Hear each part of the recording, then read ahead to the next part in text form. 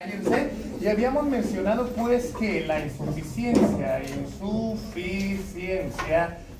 cardíaca, ok, dejando de lado las clasificaciones, que obviamente es algo que angustia demasiado y de sobremanera a Yasmín, hablemos de algunas manifestaciones o clasificaciones, más bien manifestaciones sintomáticas que dividen a nuestros pacientes en estos dos, un paciente húmedo y un paciente seco. ¿Ah? Sí. El paciente húmedo y el paciente seco nos dice, ok, fíjate muy bien en este punto. El paciente húmedo nos refiere a que va a ser un paciente congestionado. ¿Qué es eso? Bueno, pacientes que van a tener esta clave Morse, insuficiencia cardíaca congestivo-venosa. ¿Cómo? Insuficiencia cardíaca congestivo, cuando digo congestivo es lleno de agua, venosa. Ok. Entonces, oye, profe, ¿qué? Pero nosotros la conocemos como la insuficiencia cardíaca derecha, ¿no? Sí, exactamente. Porque acuérdate que habíamos mencionado, recordarás, y si no te lo recuerdo ahorita, que cuando un lado derecho del corazón no funciona, toda la sangre se regurgita y se regresa por donde vino. ¿Y por dónde vino? Por las venas cavas. Ah, sí, pues sí, hinchando al paciente, incluso llevándolo a la muy temida anasarca. Entonces quiere decir que el paciente se va a hinchar de sus manitas, se va a hinchar del tórax, se va a hinchar de la panza, puede que tenga ascitis, se hincha de la cadera de las piernas, ahí va. También hinchado de la pata, ¿ok? Entonces el problema con esta insuficiencia cardíaca derecha es que se regresa la sangre por el sistema venoso y al regresarse por el sistema venoso la sangre, va a aumentar la cantidad de agua en los intersticios, va a aumentar la cantidad de agua, en el espacio extracelular, diluyendo el sodio, llevándonos a una hiponatremia, hipotónica e hipervolémica como habíamos quedado previamente. ¿Estás de acuerdo, Richie? Claro. ¿Tú qué opinas, Omarcito? Sí. Excelente. Entonces, tendríamos un edema, un exceso de agua, una anasarca si se quiere, un paciente, como le dicen los médicos urgenciólogos, encharcado, o sea, uno con retención de líquidos. ¿Pero todo por qué? Porque el corazón no fue capaz, o el corazón perdió su capacidad de movilizar la sangre. ¿Cuál es el problema? Mientras todo el lado derecho está reteniendo demasiada agua y causando estragos que ya vimos como tal, el problema es que tú dirás, oye, lado derecho del corazón, ¿qué? Lado derecho del corazón, ¿cuál es el problema? ¿Qué tenemos entre manos? Y el corazón derecho nos va a decir, pues mira, algo me pasó a mí que ya no chacho, ya no muevo el agua. Ok, entonces el problema corazón derecho es que tú no estás moviendo el agua, tú no estás moviendo la precarga, tú no estás moviendo el gasto cardíaco. No, el pulmón no estaría teniendo agua, y por lo tanto el lado izquierdo tampoco estaría recibiendo. Porque si el corazón derecho no está mandando el agua para que sea la hematosis, no le está llegando nada al corazón derecho y el corazón derecho dice, profe, ¿qué? Pues el problema con un paciente húmedo con falla cardíaca derecha, va a repercutir directamente en mi lado izquierdo, insuficiencia cardíaca izquierda. El corazón izquierdo va a decir, pues si toda el agua está atorada de aquel lado de las venas, yo corazón izquierdo no estoy recibiendo absolutamente nada, no tengo nada que bombear. Entonces yo generaría una disminución de mi gasto cardíaco, mis órganos no van a recibir jugo, mis órganos no van a recibir nutrientes. ¿Y eso qué? Van a estar secos. En cuanto a la falla del lado derecho se acumula el agua y lo llenas, lo encharcas. Pero en cuanto al lado izquierdo, no recibe, repito, no recibe sangre, no tiene nada que bombear y va a tener el problema de que, bueno, por ejemplo, los músculos de este paciente se van a hacer flaquitos. El músculo va a decir, papi, mándame proteínas. No tenemos, bueno, sí tenemos, pero no la estamos bombeando porque el corazón izquierdo no está recibiendo jugo porque todo está atorado en lo derecho. Entonces el músculo dice, yo no me voy a poder renovar entonces y voy a enflacar. Ok, entonces vamos a tener baja de peso, vamos a tener desnutrición. Sí, exactamente. El cerebro va a decir, oye, ¿qué? No me está llegando jugo. ¿Y qué vas a tener? Voy a tener cansancio, confusión, delirio, coma y finalmente desmayos o decesos. Acuérdate que el nombre médico para los desmayos es síncope. Ok, perfecto, anotado. Entonces, tenemos alteraciones cerebrales. ¿Pero por qué el cerebro, profe? ¿Pero por qué el cerebro y por qué el músculo? Porque acuérdate que son órganos altamente consumidores de nutrientes, de sangre, de oxígeno. Ok, perfecto, anotado. Entonces, el problema de el lado izquierdo es que nos va a dar un paciente seco. ¿Por qué? Porque todo el agua se quedó en el torrente venoso porque el lado derecho no la pudo movilizar, ahí nomás.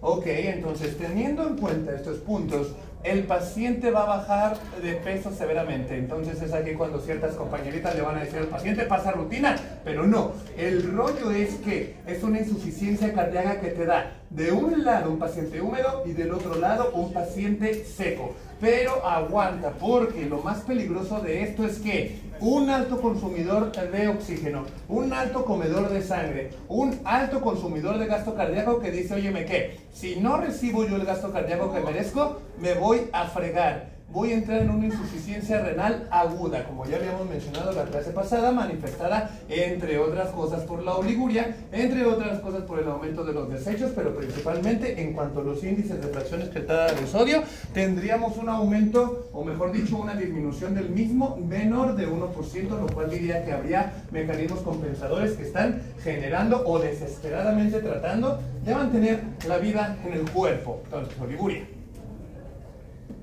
Tendríamos una insuficiencia renal aguda, prerrenal, porque el corazón no está chachando, ¿ok? O más bien no lo está haciendo bien. Vale, Manuel, bienvenido. Entonces tendríamos aquí dos conceptos, el paciente húmedo y el paciente seco. Una insuficiencia cardíaca izquierda nos daría una clínica precisamente de paciente seco, pero acuérdate que una insuficiencia cardíaca izquierda también nos va a dar un flujo retrógrado. O sea, si el corazón del lado izquierdo, retrógrado, si el corazón izquierdo, ¿por qué la derecha da húmedo? ¿Por qué la derecha da húmedo? Porque la derecha, el lado derecho del corazón, vamos a trasladar este corazón para acá, mira, ahí está. El lado derecho del corazón, si no está movilizando la sangre a los pulmones, la sangre se va a regresar por donde vino. ¿Y por dónde vino?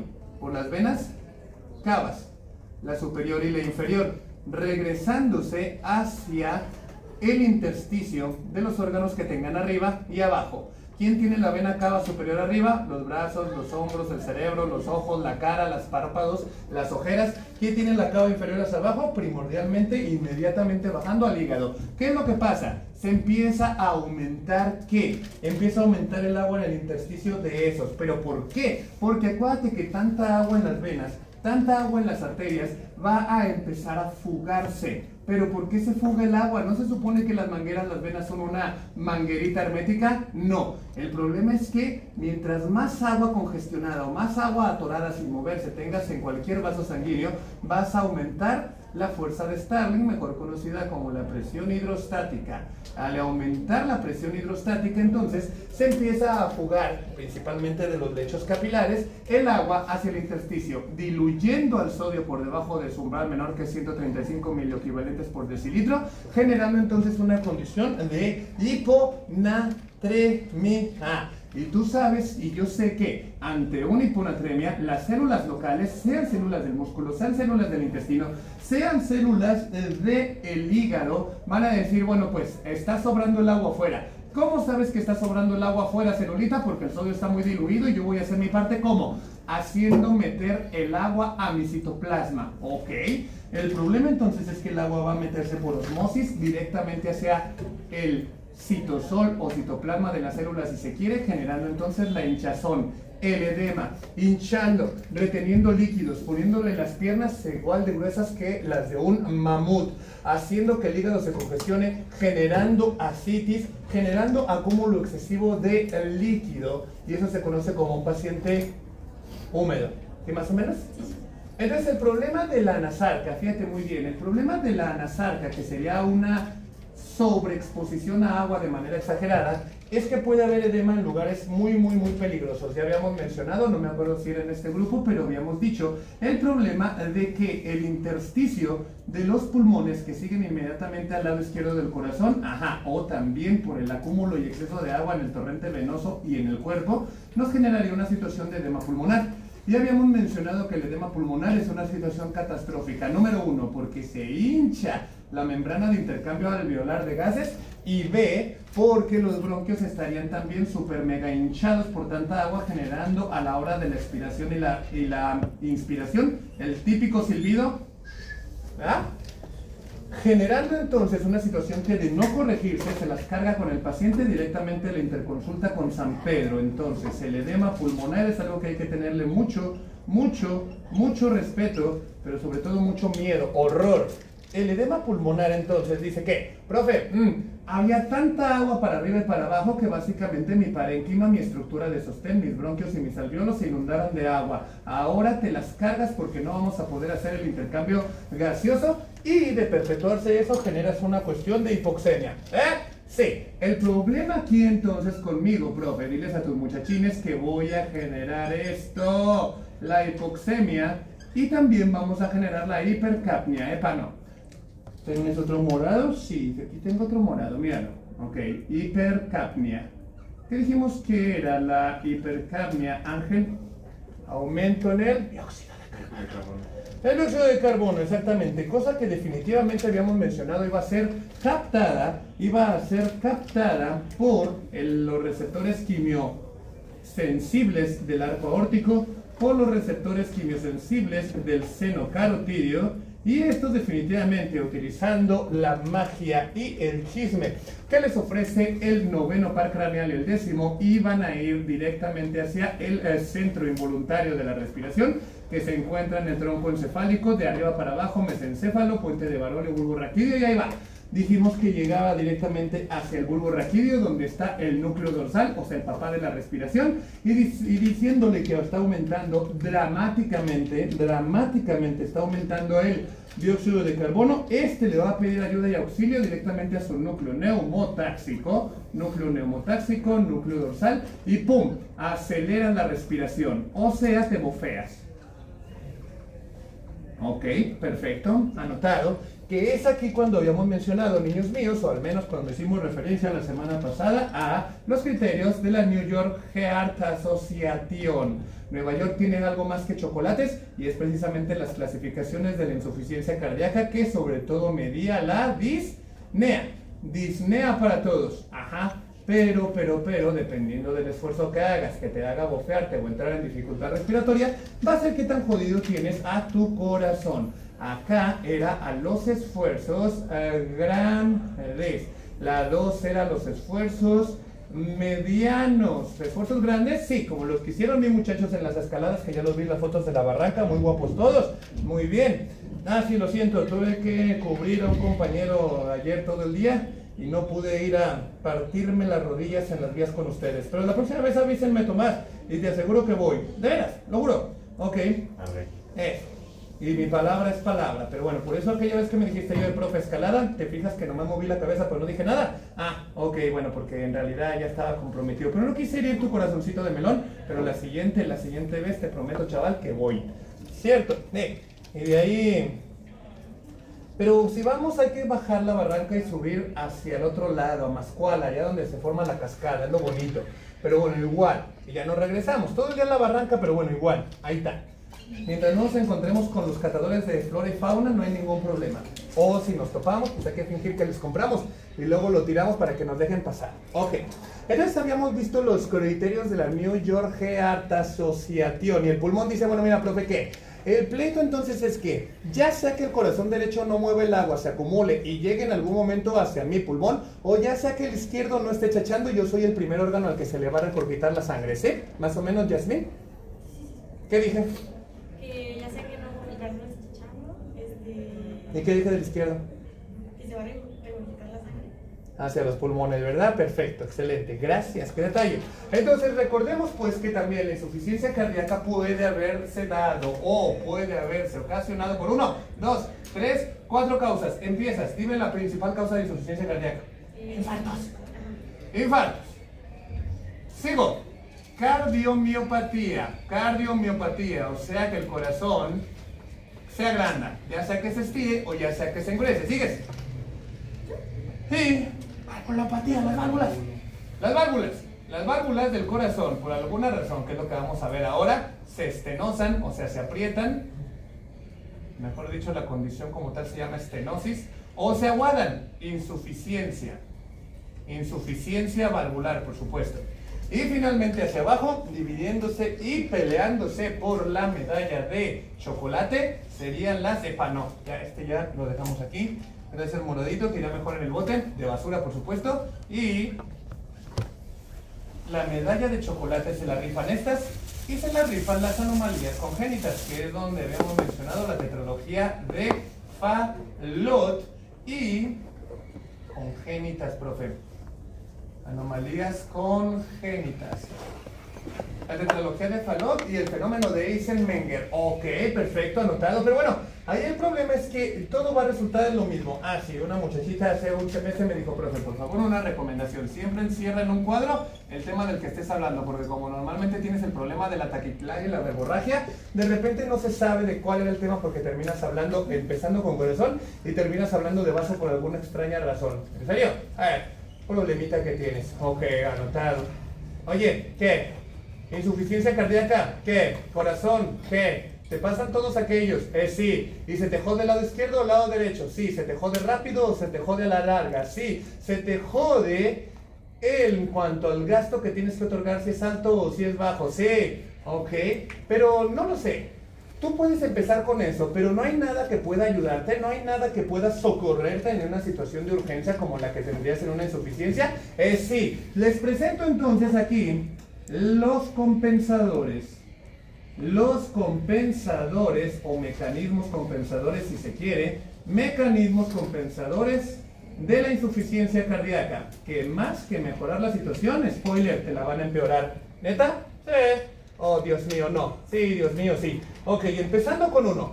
El cuerpo dice, bueno, mira, profe, que yo no me voy a quedar ahí solamente de brazos cruzados viendo cómo te estás muriendo. ¿En serio? Ok, anotado. ¿Qué vas a hacer entonces al respecto, cuerpo? Ok, fíjate muy bien. El cuerpo dice, una insuficiencia cardíaca, salud. No estoy recibiendo sobre todo el jugo que me merezco. Ajá, pues adivina quién es el primero que se queja. Ya lo sé, el riñón. Siempre cuando tengas una falta de agua, el primero que se queja es el riñón. Siempre que tengas un tóxico en puerta, el primero que se queja es el cerebro. Entonces el riñón dice, mírame, profe, que sea lo que sea que pase, una insuficiencia cardíaca derecha o una izquierda, va a resultar en lo mismo, que yo no voy a tener el jugo que merezco, yo no voy a tener el agua que me es otorgado, que necesito, y yo voy a hacer uso y gala de la maquinaria. ¿Te acuerdas de este? Sí. Bueno, pues lo voy a utilizar. No, sí, no lo puedes usar. ¿Por qué? No, a que sí lo uso, profe. Mírame, que Yasmín, dile a Fernanda que me ayude. Cuando la o el riñón capta que hay poquita agua, ya sea que las células de su aparato yuxtaglomerular, ya sea que su mácula densa o ya sea que sus células del mesangio, van a captar la falta de agua. La mácula densa lo va a notar cuando esté bajando el sodio y el cloro. Y el mesangio y el aparato yuxtaglomerular cuando vean que la presión de su arteria aferente es menor a 60 milímetros de mercurio. ¿Te acuerdas de eso? Te dijimos que 60 milímetros de mercurio es lo que viene de fuerza a la arteria aferente y el aparato yuxtaglomerular permanentemente y por contrato le está tomando la presión todo el tiempo. Quiere decir entonces, nos dice el aparato yuxtaglomerular, que si baja la presión de la arteria aferente a menos de 60 milímetros de mercurio, quiere decir igual a no hay agua, igual a hay que rescatarla, igual a vamos a sacar o vamos a hacer uso de la maquinaria, empezando con, precisamente porque soy riñón, soy renal, sacar la renina, ¿verdad?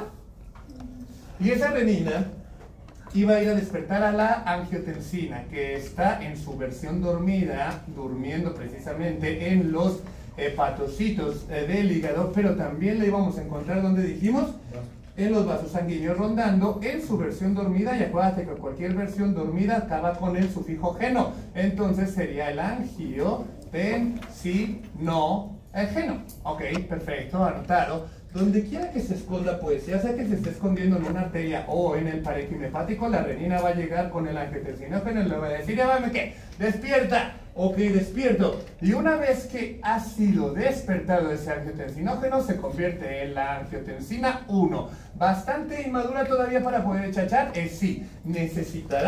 Va a necesitar ¿qué? Ser madurada. Por eso, por medio de la sangre, estarás de acuerdo conmigo, insisto, que se vaya hacia los pulmones donde los está esperando la ECA, la mejor enzima de todos los tiempos que la va a madurar. Dijimos que la ECA entonces, o enzima convertidora de angiotensina, se encuentra en los vasos sanguíneos, en las células del parénquima, pero si eres el Boron, el mejor libro de fisiología de todos los tiempos, te va a decir que los neumocitos tipo 2 y los fibroblastos que anden ahí rondando. Ok, el punto es que los pulmones van a convertir a esa angiotensina 1 en angiotensina 2. Ahí está lo venenoso para el corazón insuficiente. ¿Qué? Sí, ahí está lo horroroso, lo espantoso para un corazón insuficiente. Yo diré, oye, ¿qué? Pero Richie estará pensando, la angiotensina 2 nos va a ayudar, ¿no? La angiotensina 2 nos ama. No, el corazón insuficiente no. El corazón insuficiente va a decir, no, esto me va a empeorar las cosas. ¿Por qué? Porque la angiotensina tiene 3 funciones.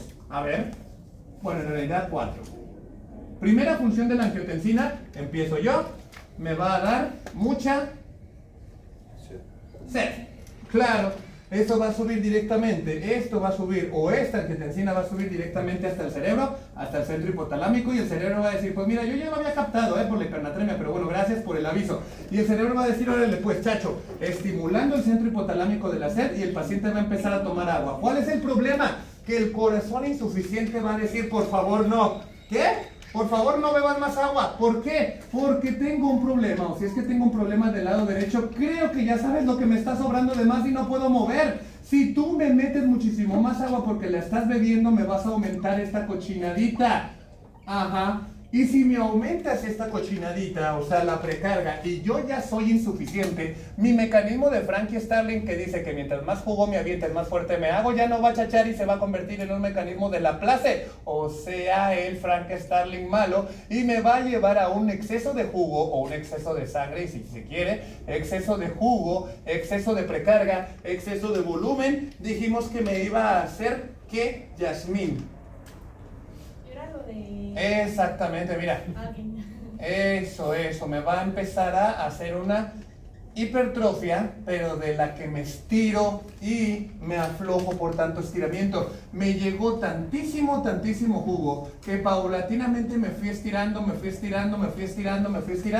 y lamentablemente ahora estoy tan estirado y aguado que ya no puedo chachar para hacer una mera sístole, lo cual entonces me convierte o genera un problema de sistolia o, perdón, mejor dicho, insuficiencia sistólica cardíaca, y se llamaría hipertrofia cardíaca, concéntrica o excéntrica.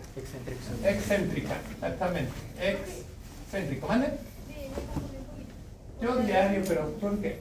O sea, eso de que se activa el sistema de aldosterona es por una... El sistema renina-angiotensina aldosterona es por culpa del riñón, porque como el corazón ya no está chachando, no le llega su gasto cardíaco y él cree que no hay agua y ¡pum! Jala la maquinaria. En la angiotensina 2 el primer mecanismo es el de la sed, beberíamos mucha agua y el corazón dice por favor no. ¿Por qué? Porque agua que bebe es agua que se chupa, agua que pasa al torrente venoso y agua que va a llegar directamente a mi lado derecho, y si es el que está jodido, ahí va, le aumentas la precarga y generas un sobreestiramiento de sus fibras, un sobreestiramiento, un agrandamiento a la elongación, generando una insuficiencia cardíaca sistólica, pero también conocido como hipertrofia excéntrica. ¿Cuál es la pregunta? O sea, sí, no sé si entendí. Pero está causado por una insuficiencia cardíaca izquierda y luego... Y repercutirá sobre la derecha. Ajá. Okay. Exactamente, todo está conectado, va a pasar de nuevo. Sí, así es, exactamente. Pero punto. Venga pues.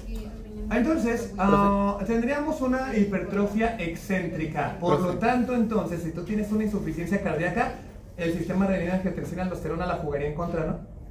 Precisamente porque le estás resguardando, le estás cargando más agua a un corazón que no puede con ella. Ese es el problema. Mande. Se podría llegar a tratar con yecas, ¿no? Sí, exactamente. Ahí es donde entra la farmacología, Alexander, Emanuel. Ajá. Ahí es donde utilizaríamos un medicamento de antihipertensivos muy simpáticos que se llaman IECAS, o sea, los inhibidores de la enzima convertidora de angiotensina. Esos simpáticos medicamentos que tienen el sufijo pril en su nombre, captopril, enalapril, lisinopril, perindopril, ajá. Lo que harían sería bloquear a la hormona o la enzima convertidora de angiotensina, impidiendo que la angiotensina 2 pueda ser madurada y su primera función se ve jodida, no te da sed, no tomas agua. Ok, qué bueno. Segunda función entonces, Alexander, Emanuel. Dinos cuál es la segunda función de la angiotensina. Vasoconstricción. La vasoconstricción, exactamente. Vasoconstricción. Atento con esto, Fernanda. La vasoconstricción, entonces, dime tú si estás de acuerdo en mi definición de vasoconstricción. Se aprietan las mangueras, punto. ¿Sí, verdad? Entonces la angiotensina 2 va a apretar las mangueras. Y si imagínate, si aprieta las arterias, va a apretar a todas las arterias. Y el corazón va a decir, Dios mío, no. Ay, Dios, no me digas eso, corazón. Sí te digo, ¿por qué? Porque acuérdate, profe, que yo tengo que estar empujando la sangre con medio de mi latido, ¿no? Sí, sí me acuerdo que una vez lo mencionaste. Ok, el problema entonces, profe, con que aprieten las arterias es que las vas a apretar a todas. Y acuérdate que yo tengo que aventar un chorro en contra de lo apretado de la aorta. El problema es que vas a apretar a todas las arterias, incluida la aorta. ¡Ey!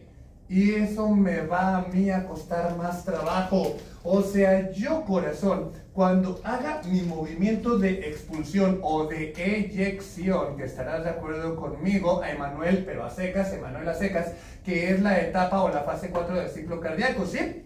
Sí. Bien. ¿Tú qué opinas, Miguelito? No ha llegado, ¿verdad? Bueno, si estuviera aquí diría, sí, profe, sí, estoy de acuerdo. Bueno, sí. Entonces, el corazón va a decir, en mi etapa de eyección, yo tengo que dar un latido lo suficientemente fuerte para que el jugo vaya y corra a través de la aorta. Pero si la aorta está demasiado apretada por culpa tuya, angiotensina 2, me va a costar muchísimo, muchísimo, muchísimo más esfuerzo. Ajá. Ahí estoy, mira cómo está haciendo mi esfuerzo. Y el problema es que si ya estoy infartado, si ya estoy dilatado, si ya estoy grueso, si estoy bajo arritmias, no voy a poder. O sea, si tú aprietas a los vasos sanguíneos, a mi corazón me aumentas el trabajo. Y si yo ya soy insuficiente, me vas a joder muchísimo más rápido encima y aparte. Porque al apretar los vasos sanguíneos me estás aumentando, mira, esto.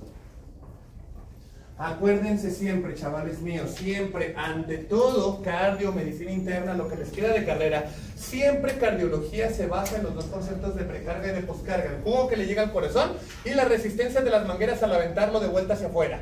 Ok, perfecto. Entonces, ¿cuál es el problema?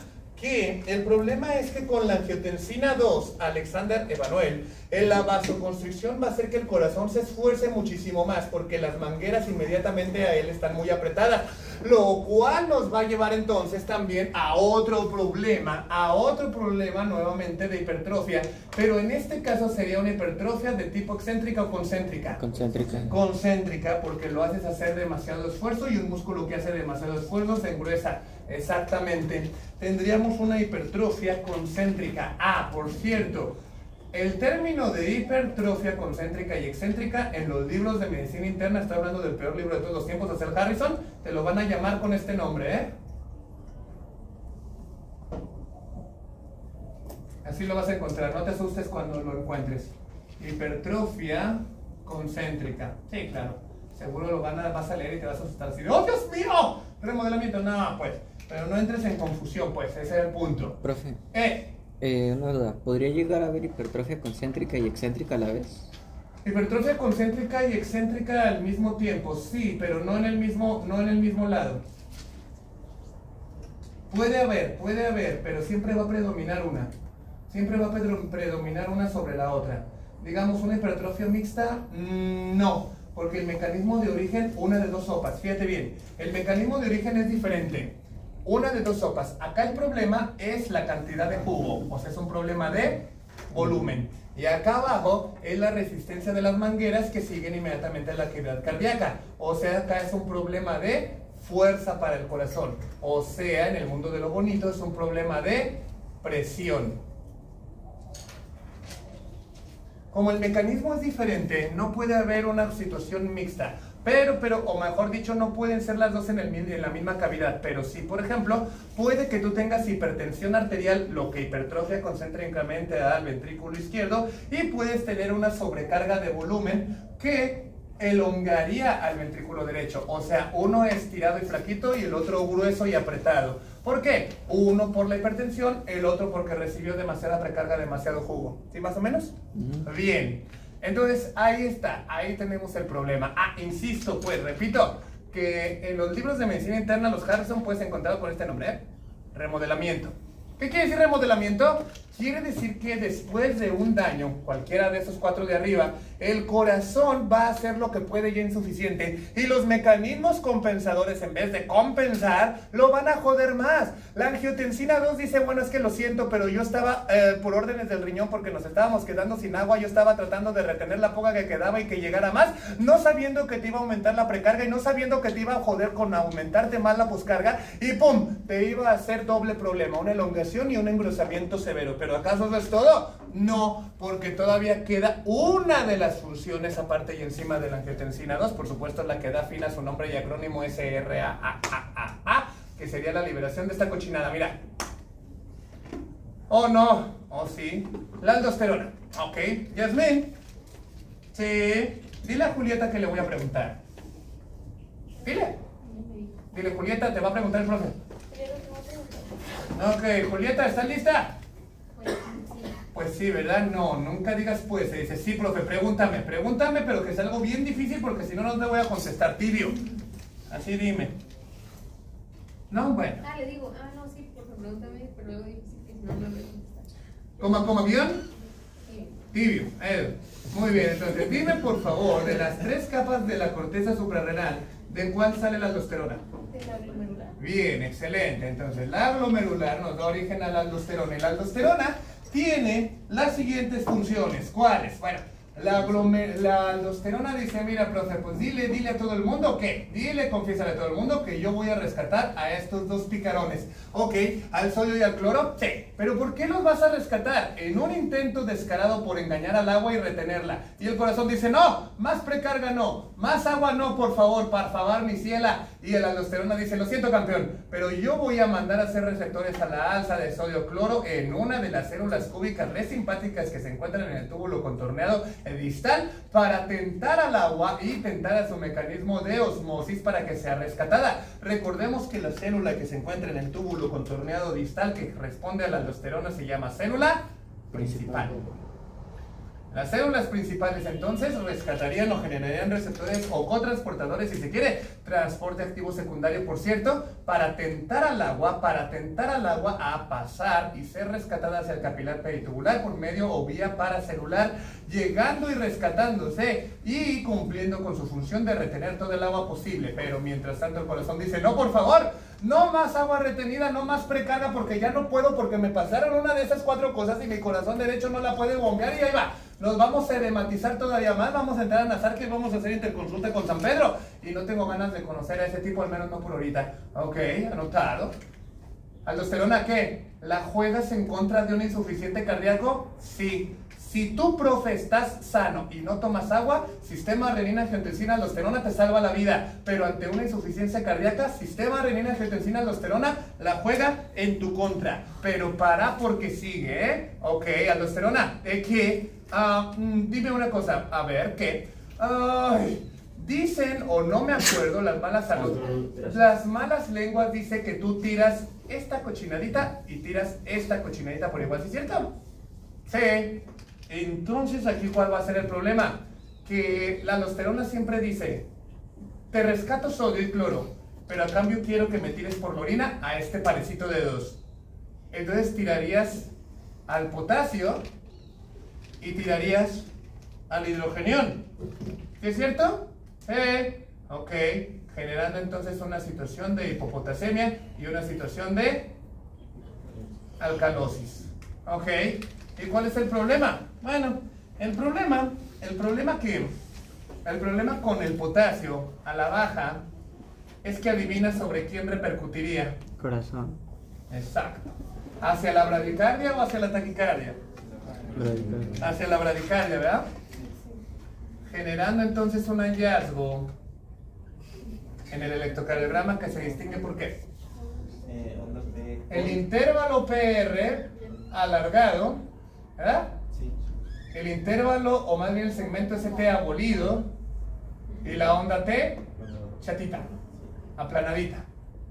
¿Sí es así? ¿O más o menos? ¿Sí lo dije bien? ¿Tú qué opinas, Os?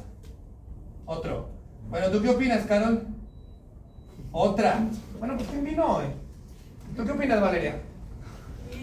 Bien, perfecto. Entonces tenemos la bradicardia, lo cual nos va a generar todavía un empeoramiento y una disminución del gasto cardíaco.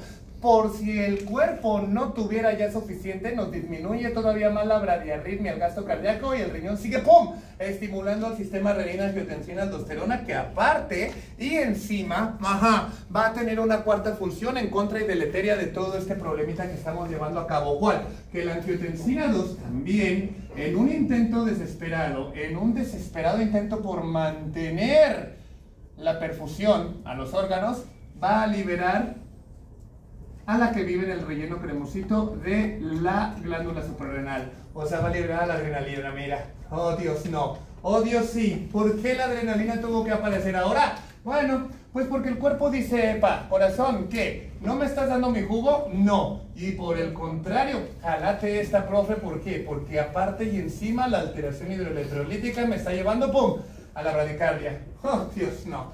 Y entonces la angiotensina dice, tú tranqui, porque yo tengo acciones y yo tengo amistad con la adrenalina y ahorita la disparamos y ¡pum!, te aceleras.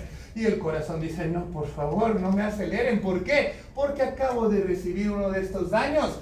Y el problema es que si me aceleras, lo único que vas a hacer es cansarme. Y si me canso en una de esas, me detengo. Y generarías un paro cardíaco por fatiga cardíaca. ¡Oh, Dios mío! No.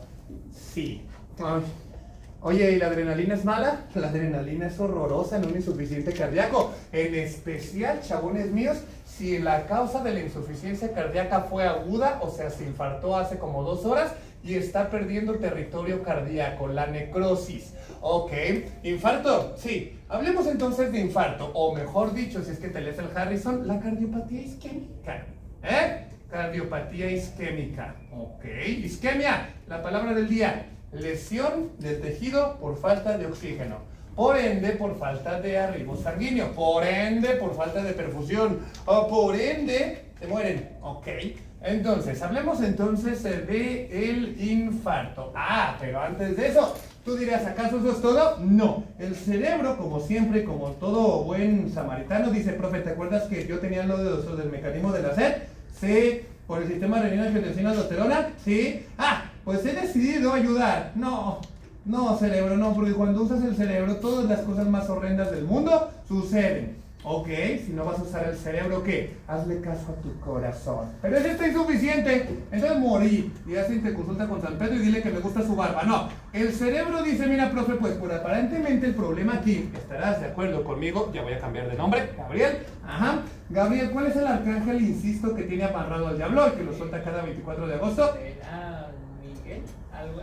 Rafael. No, Miguel es el que lo venció, Rafael es el que lo tiene dominado. Y de vez en cuando juegan ajedrez. En fin, entonces fíjate muy bien, chaval. El problema con el cerebro es que dice, bueno, la cosa era falta de agua, ¿qué no? Sí. Y entonces el cerebro dice, bueno, mira, profe, yo voy a hacer lo propio liberando a esta. Bueno, en realidad, le voy a decir a mis núcleos supraópticos y paraventriculares que le digan a su cuartito de tiliches, sale a la neurohipófisis, que saquen a esa. ¿Ok?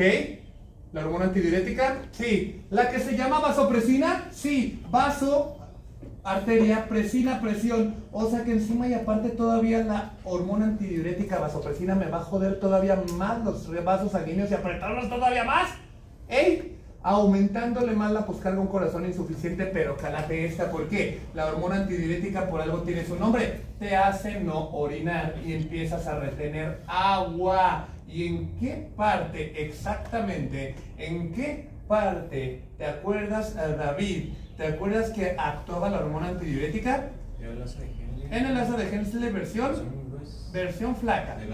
La versión flaca, porque la versión gruesa está el cotransportador sodio 2-cloros-potasio, que también deja meterse al calcio y al magnesio de contrabando, pero lo que nos importa son los receptores de acuaporina B2 que se encuentran en las versiones flacas del asa de Henle, también conocidas como los tapones de la acuaporina, y ahí va. La hormona antidiurética rescata más agua, aumentándole la precarga a un corazón que ya no puede más, y jodiéndolo todavía más, aumentando el índice de remodelamiento cardíaco. Por un lado, con la poscarga, haciendo lo que se esfuerza, hipertrofiándolo, engrosándolo, y por otro punto, aumentando el rescate de agua, aumentándole el jugo, su precarga y su elongación excéntrica, ¿viste? Sí. Ok. Deudas. Yo. Mande. Yo sé que Alexander ya lo preguntó. A ver. Entonces, ¿me puede dar como en el lado derecho del corazón una hipertrofia excéntrica y en el izquierdo una hipertrofia concéntrica al mismo tiempo? O al revés. Al izquierdo le puede llegar o puede generar una dilatación, una elongación, y al derecho una hipertrofia, tal cual. Y después de todo esto el paciente ¿puede vivir? Sí. Sí, con menos calidad de vida, pues. No va a ser medallista olímpico, pero sí. Sí puede. Exactamente, es lo bonito de la farmacología. Todo este rollo lo aprendes a revertirlo lo más que se puede, por cierto, ¿verdad? A ver, más o menos, ok. Bueno, pregunta aquí. Mira, tu compañera dice, oye, profe, ¿qué? ¿Le puede dar, vamos a quitarla ahí aquí de yeca, y dice, oye, profe, ¿puede haber una condición en la que el corazón derecho, me vas a ponerlo aquí, aurícula y ventrículo, se puedan engrosar? Digo, entiendo que el lado derecho del corazón se puede elongar si es que le llega demasiado jugo por las cavas. Eso queda claro, ¿verdad? ¿Eso queda claro para todos? Ok, pero el ventrículo derecho se puede hipertrofiar, o sea, se puede hacer una concéntrica. Sí, claro. ¿Por qué? Por el aumento de su poscarga. ¿Y quién es la poscarga del lado derecho? Esta, mira, la arteria pulmonar. La arteria pulmonar, que es la que llevaría sangre del ventrículo derecho hacia el pulmón, a ella, a la arteria pulmonar, o a sus ramas, una vez que entra al pulmón, les puede dar hipertensión. Existe una condición llamada hipertensión pulmonar, que esas arterias de acá aprietan y le aumentan la poscarga a este se esfuerza, hipertrofía, engruesa y bye bye. ¿Cómo se llama, profe? Octavio Ibarra. Pero la condición se llama hipertensión arterial pulmonar. No me acuerdo si lo había dicho en este grupo, Julieta, pero si no lo digo ahorita. Los vasos sanguíneos del pulmón reaccionan sobre todo al oxígeno. Ya sabemos que reaccionan al óxido nítrico, a la adenosina, a la bradicinina, a prostaglandinas, y ahí va. Pero los vasos sanguíneos del pulmón dicen, ¿quieres dilatarme, aflojarme o quieres apretarme? El oxígeno. Dame poco oxígeno, por ejemplo, un fumador, un asmático, un EPOC, y todos mis vasos sanguíneos van a estar apretados, o sea, van a estar hipertensos. Dame suficiente oxígeno, no fumes y vete a la barranca a respirar oxígeno puro y pum, los voy a dilatar y todo va a fluir como la seda, suave y bonito, ¿eh? Entonces el problema es que un fumador, tema que vamos a ver por cierto más adelante, que se llama EPOC, enfermedad pulmonar obstructiva crónica, que se divide en dos, bronquitis crónica y enfisema pulmonar, vamos a ver que el problema de esas dos cochinadas, sobre todo los que viven a las ladrilleras de allá de Tonalá, van a tener muy poco oxígeno en sus pulmones, apretando estos tal cual y generando una hipertensión pulmonar que va a terminar jodiéndose al ventrículo derecho, hipertrofiándolo, engrosándolo. Una condición que en los libros te los vas a topar con el nombre, Tomás, de cor pulmonar, la palabra o la enfermedad del día, cor pulmonar. O bueno, si eres el Harrison, dice pulmonale. No sé por qué, pero bueno, como yo odio a ese, yo utilizo el nombre o la denominación que nos dice el mejor libro de fisiopatología de todos los tiempos, que es acaso el Cecil. No, ese es el segundo, el primero de Ace, y siempre será el Ford. Mande, Brian. ¿Vas a preguntar algo? Perdón. Tú dale, aclárate la cagada. Que los dedos no ¿Cómo estaban. se llama? Mi compañera tiene una duda que dice que los dedos están en el tubo colector. Ah, sí, de hecho la inmensa mayoría de los B2 se encuentran en el asa de Henle versión flaca, pero también los podemos encontrar en el túbulo colector.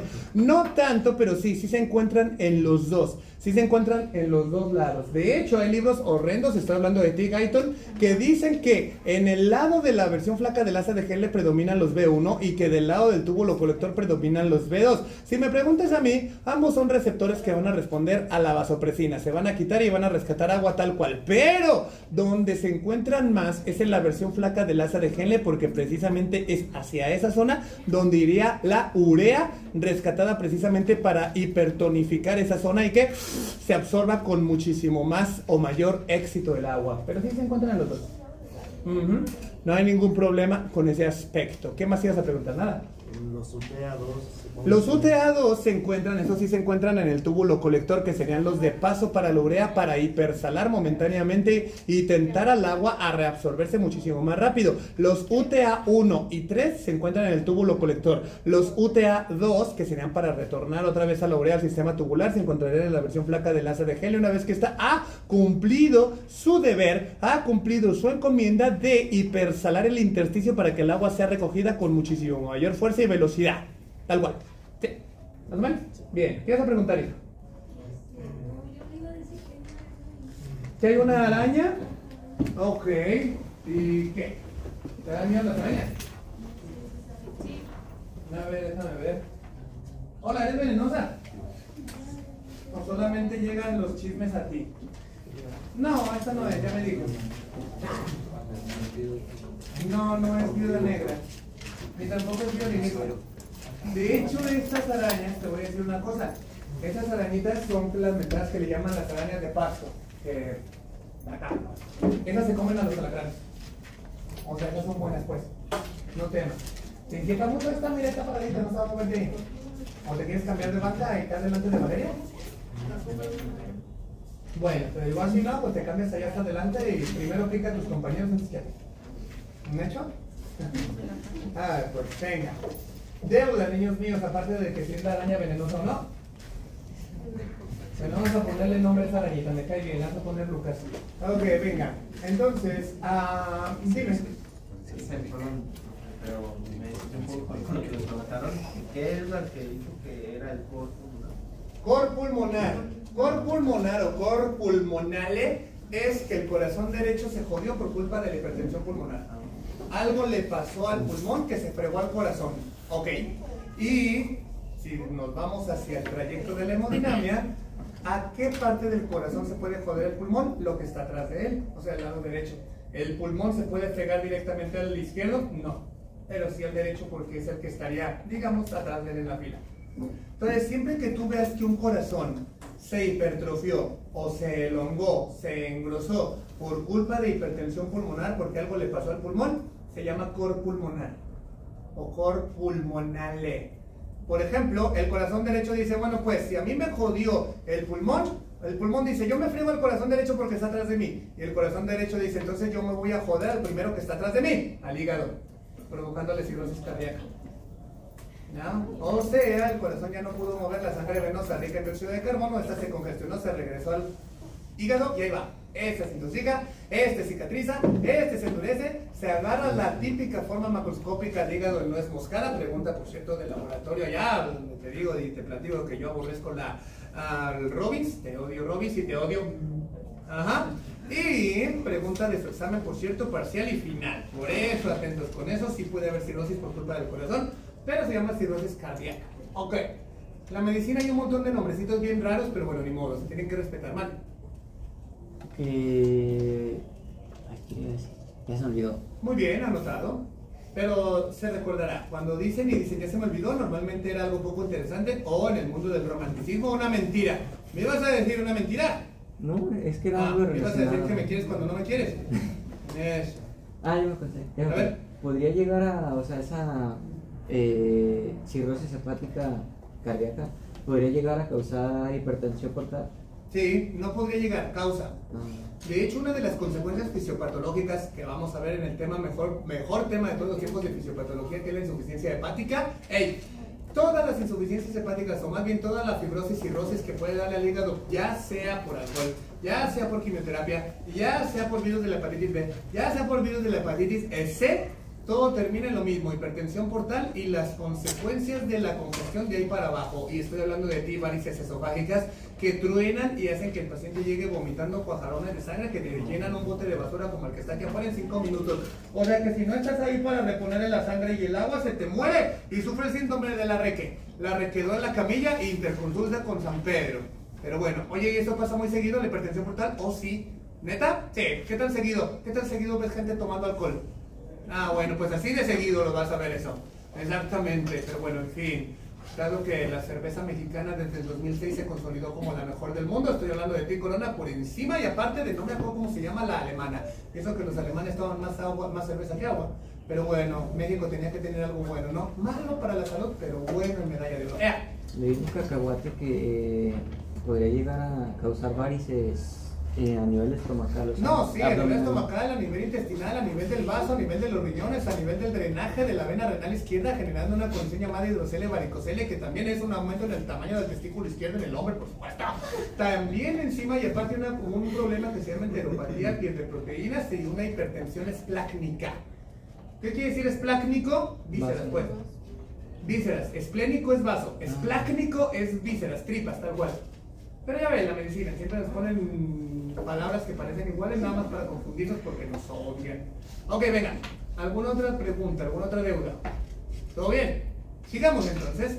Teniendo en cuenta y aparte estos mecanismos compensatorios, pues la hormona antidiurética va a hacer lo suyo aumentando el agua y eso va a ser venenoso para el corazón, sí. Por eso en algún punto, spoiler para farmacología, se utilizan medicamentos que bloquean la angiotensina 2, o sea, los IECAs, inhibidores de la enzima convertidora de angiotensina, y para el exceso de agua que nos está patrocinando la hormona antidiurética utilizamos diuréticos, entonces como de alta potencia como la furosemida. ¿Es esa la que le ponen al refresco del cine? No, al refresco del cine le ponen hidroclorotiazida en pequeñas cantidades, lo suficiente para que la coca te sepa raro, pero que te sepa coca a fin de cuentas. Y a media película de Una batalla tras otra, la mejor película de todos los tiempos, véanla porque la vi este fin de semana, ajá, o al menos la mejor película de este año, ajá, vayas y salgas a media película a orinar como caballo o caballa en dado caso. Venga pues, siguiendo, sí. Estábamos hablando entonces de los infartos, chavones míos. El infarto entonces, ya metiéndonos a cada una de estas causas, por cierto, oye, profe, apenas todavía vamos a ver esas 4 causas. Sí, pero por ejemplo, mira, esta ya la dominas, ¿verdad? La cardiomiopatía, la dilatada, o sea, la elongada, o y la engrosada, o la hipertrófica concéntrica. Infartos, ok. Ustedes van a ver en uno de los simpáticos temas que les tienen resguardado para patología que los infartos vienen como por un desequilibrio entre la oferta y la demanda de oxígeno para el miocardio. Sí, recordemos que el corazón, al igual que otros órganos, necesita oxígeno, necesita sangre, bañándose a sí mismo por medio de sus arterias coronarias. Ajá, y habíamos mencionado al menos a manera de comentario, a manera de spoiler o a manera de romper el hielo, porque acuérdate, puedes romper el hielo con una muchacha, ya sea con una sonrisa, ya sea con un chicle o hablándole del proceso aterosclerótico. Tú decides. Ok, bueno, siempre y cuando estudie medicina, ¿verdad? Esto último, porque si no, pues sí se te va a quedar viendo cómo se le quedaban viendo al profe cuando finalmente acababa el evento y él se ponía a lamer el cuchillo en el quirófano. ¿Ya? Todo así de... bueno, entonces el problema pues, el problema aquí, Julieta, es la aterosclerosis. ¿Ok? ¿Cuál era el problema de la aterosclerosis? Que se formó una capa de sebo. El pleito es que esa capa es muy quebradiza y cuando se quiebra, adivina quién trata de repararlo, las plaquetas. Entonces, es un problema de aterosclerosis junto con pegado con las plaquetas. ¿Ok? El problema con las plaquetas es que llegan y terminan lo que la aterosclerosis empezó. O sea, llegan y terminan por taponear, esa es la palabra, por taponear la llegada o el arribo de sangre, llevándonos directamente hasta una lesión isquémica que se va a presentar ante el paciente como dolor en el pecho. ¿Ok? Dolor en el pecho, sí. Pero Newton, no podemos decir eso. Bueno, ¿cómo se dice adelante en griego? Pre. ¿Y cómo le decían al corazón antes? Cordio. ¿No le decían cardio? No, le decían cordio. Ok, entonces va a darle dolor adelante del pecho, adelante del corazón. Pre, adelante, cordio, corazón. El dolor precordial, ahí está. Ok, entonces el signo o la manifestación principal de una cardiopatía isquémica, o sea de un infarto, es el dolor precordial, insisto, el dolor precordial, el dolor al frente, el dolor en el pecho, ok, pero ¿de qué tipo es este dolor, profe? Porque mira, te voy a comentar, te voy a decir un chisme a vos, pero no le digas a nadie, Valeria. Tu profe seguido siente dolores como piquetes en el corazón, como si te atravesaran así la aguja escarlata de Milo de Escorpión, ¡pum!, que pasa de lado a lado y duele horroroso. ¿Acaso te está infartando tu profe? No. Es brujería, exactamente. Alguien está poniendo, alguien no está poniendo monedas en mi muñeco vudú, sino que está picando agujas en el corazón, exactamente. Pero bueno, lejos del rollo esotérico de la Santa Muerte y las hierbas, es un dolor, puede ser un dolor muscular. Fíjate muy bien, cuando sientan piquetitos que los atraviesan, puede que les estén haciendo brujería desde el mercado Corona, o puede que tengan un dolor muscular intercostal. Ok, el dolor muscular tiene esa característica, pero también puede ser un dolor como desgarrante que aumenta cuando o giras el tórax porque el músculo se está moviendo o cuando respiras hondo. Hay gente que dice, me duele el pecho, a ver, respira hondo, ¡ay, me voy a morir! No es el corazón, es tus músculos intercostales que están lastimados. ¿Por qué? Un mal movimiento, acuérdense que hoy es lunes, Día Internacional de Pecho, puede que entrenes hasta el fallo y haya desgarros musculares, por ejemplo. Esos piquetitos también puede ser por una mala posición al dormir. El mero exposición al frío y al calor, como estamos ahorita, que ya empezó la época de frío, horrenda, que por cierto a mí no me gusta, te expones al calor, te expones al frío y tus músculos que se contraen, se relajan y en una de esas se desgarran y ¡zas! Tienes un dolor muscular. el dolor precordial, el dolor del corazón, ¿cómo es? Oprime. ¿Mande? ¿No? Profe, ¿Nada?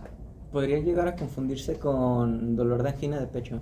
Exacto, ahorita te voy a decir que es la angina de pecho. Entonces, el dolor precordial tanto del infarto, de la isquemia como de la angina de pecho es opresivo. Los pacientes lo describen como si una patota de un elefante les estuviera oprimiendo el pecho y al mismo tiempo les duele. Si te lo oprimen tal cual. De hecho, siempre me acuerdo, o no me acuerdo más bien si ya les había mencionado en este grupo, y si no se los digo ahorita, es el afamado signo de Leviné.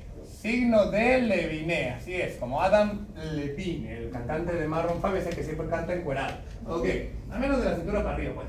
Eso, signo de Leviné, que dijimos que era, Julieta. ¿No te acuerdas cuando te repito y te insisto y te lo recuerdo? Es cuando le dices al paciente que, le dices al paciente, oye paciente, ¿qué? Dime por favor, ¿cómo es tu dolor? ¿Te punza? ¿Te quema? Porque muchas veces llegan los abuelitos y dicen, me duele el pecho, me duele mucho el pecho, pero me arde, me queman, y es herpes, por ejemplo, pero también es un dolor de pecho, ¿no? El de Leviné, el signo de Leviné es que el paciente trata de explicarte que es un dolor opresivo llevándose sus dos manos al pecho y presionando. Dices que me duele, ok, te está haciendo la seña de que es opresivo. ¿Qué es lo que dijimos que las preguntes a la gente que es desmenuzar? ¿Qué es desmenuzar? Y todos te van a hacer, es... Solo la gente que sabe te va a decir sin el ademán, te va a decir desfibrar. Ok, bueno, anotado. Entonces el signo de Leviné es un dolor opresivo al frente del pecho. ¿Sí? ¿Cortesía de qué? Bueno, de que ciertas partes del músculo cardíaco se están muriendo. Sí, ¿verdad? Sí. ¿Por qué? Porque el músculo demandó mucha sangre y no le llegó. Ya sea porque hubiera medio tapón de sebo allá a la deriva, o las plaquetas estén tapándola. Oye, profe, ¿qué es lo que dijo nuestro compañero? La angina de pecho. Es lo que el resto de la perrada le llama el preinfarto. Ok, angina de pecho. O angina pectoris, si eres el Harrison. Nah, aquí somos mexicanos y mal mexicanos. Angina de pecho. ¿Qué es? Bueno, meramente que el corazón empieza a infartarse porque las plaquetas lo tapan, pero a fin de cuentas no se anima y las plaquetas se van. ¿Cómo que se van? Se las comen. ¿Quién se las come? El antiplaquetario por excelencia. ¿Tú? ¿Cómo que tú? Bueno, digamos que tú fueras un antiplaqueta. ¿Quién eres? Pues. Entonces acuérdense que hay factores antiplaquetarios, hay factores tromborreguladores. Empiezo yo y ustedes dicen el otro. Empiezo, inicio, plasmina. Siguen. Plasminógeno, que es la versión dormida de la plasmina, pero sí vale. Plasminógeno. Otra. Antitrombina. Trombomodulina. Trombomodulina secas. Trombomodulina. Y hay otros que dicen que la proteína es y otras cosas de menor importancia, pero los más importantes son esos. Entonces la plaqueta llega y obstruye la placa de ateroma o obstruye la aterosclerosis, pero estos llegan al rescate rápidamente. No como la policía municipal que después de un robo llega 2 horas después, nomás a ver qué es lo que sucedió. Bueno, estos sí llegan y se deshacen de las plaquetas. Cuando la plaqueta se forma y te taponea, viene el dolor. Pero cuando llegan estos y liberan la circulación, se te quita tal cual. Ok, entonces la angina de pecho es me infarto, pero no me infarto. O sea, estoy en un preinfarto, me falta poquito, le voy a echar ganas. Ok, échale ganas. O quiere decir que una angina de pecho es la antesala de un infarto. O sea, empieza a tratarte porque no tardas ni medio año en que ya se te consolide, ¡pum!, un infarto como tal. Y obviamente pues esos no los quieres, ¿verdad? No, no los quiero. O al menos no tan rápido y de preferencia. Arre. Bueno, deudas. Dudas hasta el momento. Bueno, el infarto. Oye, ¿qué? La primera causa es la aterosclerosis, porque es la manera en la que envejecen todas las arterias. Ojo, no es la aterosclerosis, atesclerosis. Ay, santa madre, mira, acabo de leer eso. Epa, profe. Ateros.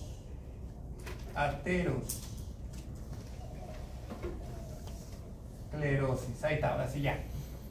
La aterosclerosis no es exclusiva de las coronarias, La arteria renal, las arterias cerebrales, el polígono de Willis, todas las arterias de arriba para abajo pueden sufrir aterosclerosis.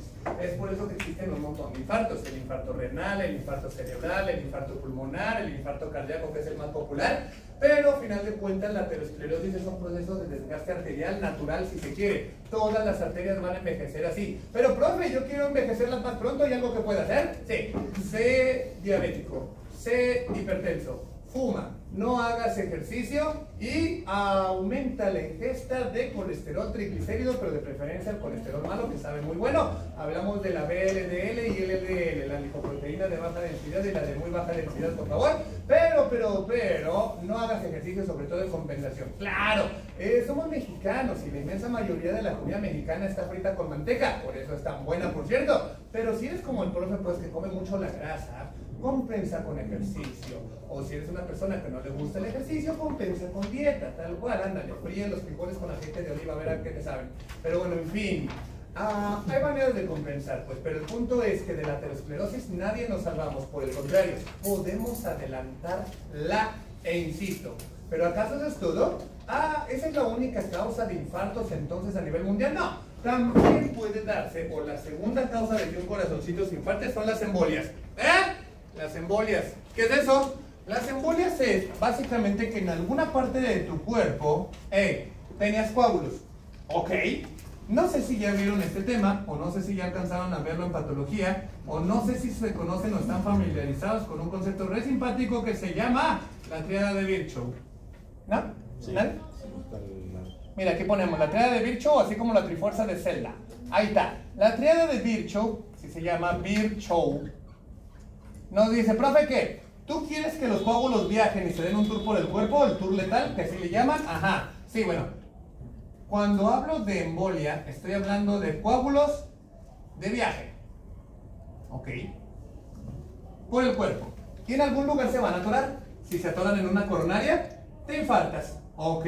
¿A eso se le llama embolia? Sí. ¿Me repites otra vez el concepto de embolia, profe? Sí. Coágulos que andan rondando por la sangre y en algún lugar van a atorar. Si se atoran en el pulmón, infarto pulmonar. Si se atora un coágulo en el cerebro, infarto cerebral. Si se atora un coágulo en las coronarias, infarto coronario o infarto cardíaco. ¿Ok? ¿Y cómo le hago yo para tener? Coágulos? La tríada de Virchow, que nos indican si ha recibido un golpe muy fuerte, si está inmovilizado o, guión, si tienes un estado con el que naciste hacia la hipercoagulabilidad como Gustavo Cerati. Coagulabilidad. Creo que ya lo habíamos mencionado, que es aquí donde recuerdo que mi muchacho, que mide 1.92 igual que yo, la estatura perfecta para un hombre, me dijo que si prefería yo la carrera de solista de Cerati o de Stereo, y tu profe respondió. ¿No vino? Ahí está. ¿Qué respondió tu profe? ¿Prefieres Soda Stereo o prefieres a Cerati de Solas? Cerati. Exactamente, el mejor genio cantautor de todos los tiempos, y su éxito, o mejor dicho, obra de arte, evoca nada. Que ya van a regresar, pero sin él. Sin él, exactamente, claro, va a regresar Soda Stereo sin el vocalista principal, cerebro y carisma. Seguro. Bueno, decían que lo iban a poner como un holograma y quién sabe qué jodido, ¿no? Pero dices, no, la verdad es que, miren, si un día yo me muero, por favor no me traigan como holograma. No me gustaría verme ahí azul o hecho con drones. No, gracias. Y por cierto, también otros. Si yo me muero, no anden saliendo con esas cosas de que me vieron en un sueño. No, tengo un montón y una larga lista de gente a la que voy a asustar y a jalarle las patas antes de aparecerme en los sueños de ustedes, Se los digo porque en el 2013, el 13 de noviembre, o mejor dicho el 14, un día después, no sé cómo pasó, no sé cómo se enteraron, pero mis alumnos de la otra escuela de delincuentes juveniles, alias enfermería, empezaron a publicar, un desgraciado puso y publicó, Octavio Encarnación Ibarra, 1985-2013, tenía 28 años cuando murió. Yo con el celular, y montonal de comentarios. Digo, ustedes todavía no habían nacido, pero un montonal de comentarios. No, es que era malvado, pero me caía bien. Qué mal que le pasó eso, tan joven. Era mi crush y nunca se lo dije yo. Santa madre. Y bueno, había una que puso así una letanía súper larga que decía, yo lo vi en un sueño. Yo lo soñé que estaba vestido de blanco. Yo nunca había visto de blanco. Lo vi en un sueño vestido de blanco con una Biblia y me dijo que todo estaría bien. Seguro. Ni sabía yo ni cómo se llamaba la muchacha y según ella me soñó diciéndole yo todo estará bien con una Biblia vestido de blanco. Spoiler, yo aborrezco el blanco desde que fui interno. Parecíamos fichas de dominó. No, aborrecerás el blanco tanto como yo. Zapatitos blancos que yo utilizaba Converse, pantalón, camisa, todo blanco. Guácala, no. Después del internado y de la residencia yo juré una cosa por sobre todas las cosas, no volver a vestirme de blanco. Así que, si un día me muero, no me les voy a aparecer. Insisto, tengo un montón de lista de gente a la que le voy a ir a asustar y a jalarle las patas. Y si me les aparezco, va a ser para dejarles la siguiente tarea. La siguiente tarea, bueno, no es tarea, acuérdate que mis tareas son voluntarias. Me gustaría que si sufres insomnio el día de hoy, te busques un cuadrito re simpático en el Google que se llama Criterios de Framingham. ¿Criterios? Sí. Criterios consensuados internacionalmente, esta vez por Inglaterra, gracias a Dios, no por los gringos. Ajá. Una serie de criterios mayores de síntomas que tiene que tener un paciente y cumplir requisitos con, si es que quieres hacer el diagnóstico de insuficiencia cardíaca. Tienen criterios mayores que son como 5 y criterios menores que son como otros 5. Si pueden buscarlo y es que tienen insomnio, los ven. Y la siguiente clase entonces, que sería el miércoles, empezaríamos hablando de los criterios de Framingham, platicaríamos de los válvulas y platicamos del mejor tema de todos los tiempos de cardio, que son las arritmias cardíacas, taquicardia y bradicardia, ¿viste? Bueno, lejos de ahí, ¿hay alguna pregunta o duda antes de que los liberen y sean libres como liebres? Profe. Primero las damas, chavalea. Bueno, la vez eso que dice de que le dijeron que se había muerto, ¿no fue la vez que lo operaron y bueno, que le hicieron el 13 de noviembre del 2013? Al día siguiente, no sé cómo se enteraron, pero se enteraron. Sí, es asombroso, pero se enteraron mis alumnos de allá. No lo sé, no sé por qué pasó, pero ya estaban diciendo que está muerto y le mandé un mensaje al chaval que lo publicó y le puse infeliz desgraciado, todavía no me muero. Y ya no me respondió, ay, perdón, profe. Ay, perdón, profe, pues ya lo borró y te sigo vivo, ¿verdad? O hasta donde noto y veo. Está bien. Venga pues, ¿qué vas a preguntar, Alexander Emanuel? ¿Embolia y tromboembolia son lo mismo? Sí, embolia y tromboembolia son lo mismo, solamente que la tromboembolia es la forma farolera de decirle la embolia, pero la gente, tú y yo que somos raza, meramente le decimos embolia a secas.